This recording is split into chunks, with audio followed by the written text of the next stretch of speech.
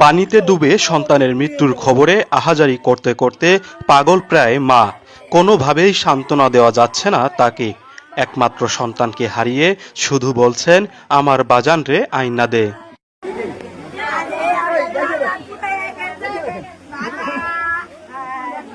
হৃদয় বিদারক এমন ঘটনাটি ঘটেছে ফরিদপুরের মধুখালী উপজেলার কামালদিয়া ইউনিয়নের চাঁদপুর গ্রামে। এমন ঘটনা যেন ফরিদপুরে প্রতিনিয়ত ঘটছে। বুক খালি হচ্ছে অনেক মায়ের।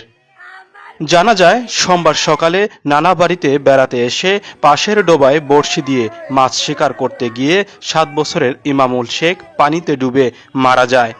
ইমামুল শেখ মধুখালী পৌরসভার 9 নং ওয়ার্ডের মেসরদিয়া গ্রামের বাসিন্দা, সিঙ্গাপুর প্রবাসী জামাল শেখের ছেলে এবং স্থানীয় RM একাডেমির পেলে শ্রেণীর শিক্ষার্থী ছিল।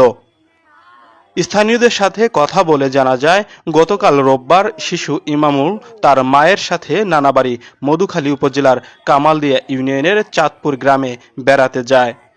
সোমবার সকালে ওই শিশুটি নানাবাড়ির পাশের খাদে বড়শি দিয়ে মাছ ধরতে যায়।